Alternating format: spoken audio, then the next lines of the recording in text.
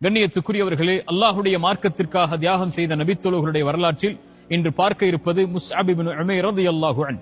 முஸ்அப் மக்காவில் பிறக்கிறார். முஸ்அப் அதுவும் செல்வந்த குறைஷி குடும்பத்துடைய வாரிசாக பிறக்கிறார். முஸ்அப் ரலியல்லாஹு அன்ஹு பிறந்த சில ஆண்டுகளிலேயே தந்தை இழந்து விடுகிறார், மரணித்து விடுகிறார்கள் அவர்களுடைய தந்தை. மிகப்பெரிய செல்வந்த குடும்பத்தில் வாழக்கூடிய முஸ்அப் காலை ஒரு ஆடை, மாலை ஒரு ஆடை, காலை ஒரு நறுமணம், மாலை ஒரு நறுமணம், 3 வகையும் 3 வேளைகளும் விதவிதமான உணவு வகைகள் என்று மிகப்பெரிய செல்வ வசதியோடு முஸ்அப் ரலியல்லாஹு அன்ஹு அவருடைய வாழ்க்கை சிறு வயதிலேயே கழிகிறது. முஸ்அப் ரலியல்லாஹு அன்ஹு மக்காவில் ஒரு தெருவில் நடந்து சென்றால் சிறு நேரத்திற்கு பிறகு கூட மக்கள் அடையாளம் கண்டு கொள்வார்கள், அவருடைய நறுமணத்தை கொண்டு முஸ்அப் இந்த பாதையில் கடந்திருக்கிறார் என்று. ரலியல்லாஹு அன்ஹு முஸ்அப் ரலியல்லாஹு அன்ஹு அவர் மக்காவுடைய செல்வந்தவர்களுடைய செல்வத்தை ஒரு பாதியாக வைத்தால் மக்காவுடைய பாதி செல்வந்தவராக முஸ்அப் இருப்பார். இப்படிப்பட்ட செல்வ வசதியோடு இருக்கக்கூடிய முஸ்அப் ரலியல்லாஹு அன்ஹு அவருடைய உள்ளத்துடைய தேடலில் அல்லாஹுடைய மார்க்கம் இணைகிறது. தாரு அர்கம் ரலியல்லாஹு அன்ஹு அவருடைய வீட்டில் அல்லாஹுடைய தூதர் ஸல்லல்லாஹு அலைஹி வஸல்லம் ரகசியமான முறையில் சஹாபாக்களுக்கு அல்லாஹுடைய மார்க்கத்தை எடுத்து வைத்துக் கொண்டிருக்கக்கூடிய செய்தியை முஸ்அப் செவிமடுக்கிறார். தாருல் அர்கமிற்கு நுழைகிறார், அல்லாஹுடைய தூதரை சந்திக்கிறார், அல்லாஹுடைய தீனை மனதோடு ஏற்றுக்கொள்கிறார். முஸ்அப் ரலியல்லாஹு அன்ஹு ஆரம்பத்தில் அல்லாஹுடைய தீனை மறைத்தவர்கள், அவர்களுடைய தாய்க்கு அந்த செய்தி கொண்டு போய் சேர்க்கப்படுகிறது, முஸ்அப் இஸ்லாமிய மார்க்கத்தை ஏற்றுக்கொண்டார் என்று.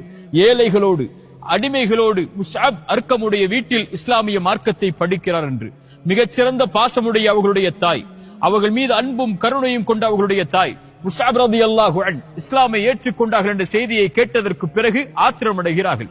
முஸ்அபை ஒரு அறைக்குள் அடைத்து வைக்கிறார்கள். முஸ்அப் இஸ்லாமிய மார்க்கத்தை விட்டு வெளியேறு, இல்லை என்றால் இந்த வீட்டை விட்டு வெளியேறிவிடு, எல்லா செல்வத்தையும் துறந்து விடு, உன்னுடைய ஆடையை துறந்து விடு, உணவை துறந்து விடு, எப்படி வெளியேறுகிறாயோ அப்படி வெளியேறிக்கொள் என்று அவருடைய தாய் எச்சரிக்கை செய்கிறார்கள்.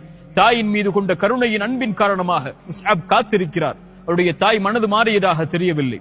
அல்லாஹுடைய தூதர் ஸல்லல்லாஹு அலைஹி வஸல்லம் அபிசீனிய நாட்டை நோக்கி சஹாபாக்களுக்கு ஹிஜ்ரத் செய்ய அனுமதி கொடுக்கும் போது அந்த குழுவில் முஸ்அப் அவர்களும் இணைந்து கொள்கிறார்கள். அபிசீனியாவுக்கு ஹிஜ்ரத் செய்கிறார்கள். ஒரு வதந்தி கிளம்புகிறது, மக்காவில் உள்ள எல்லோரும் இஸ்லாமிய மார்க்கத்தை ஏற்றுக்கொண்டார்கள் என்று. அபிசீனிய நாட்டிலிருந்து மறுபடியும் அந்த சஹாபாக்கள் திரும்பி வரும்போது முஸ்அப் வருகிறார். நேராக முதலாக அல்லாஹுடைய தூதரை சந்திக்க செல்கிறார். பிறகு தன்னுடைய தாயை சந்திக்க செல்கிறார். தாய் கேட்டார்கள், உன்னை பெற்று வளர்த்தெடுத்த நான் இங்கே இருக்கும் போது நீ முஹம்மதை முதலாவதாக சந்திக்க செல்கிறாயே, இது நியாயமா என்று, இதுதான் என் மீது வைத்திருக்கக்கூடிய அன்பா என்று. முஸ்அப் சொன்னார்கள், என் தாயே, கருவறையுடைய இருளிலிருந்து நீங்கள் என்னை வெளியே கொண்டு வந்தீர்கள், ஆனால் முஹம்மது ரசூலோ என்னை இருளடைந்த என்னுடைய வாழ்விலிருந்து வெளிச்சத்தை கொண்டு வந்தவர். அவர் மீது வைத்திருக்கக்கூடிய அன்பை, பாசத்தை உம்மீது நான் வைப்பதை விட அதிகமாகத்தான் அவர்கள் மீது வைத்திருக்கிறேன்.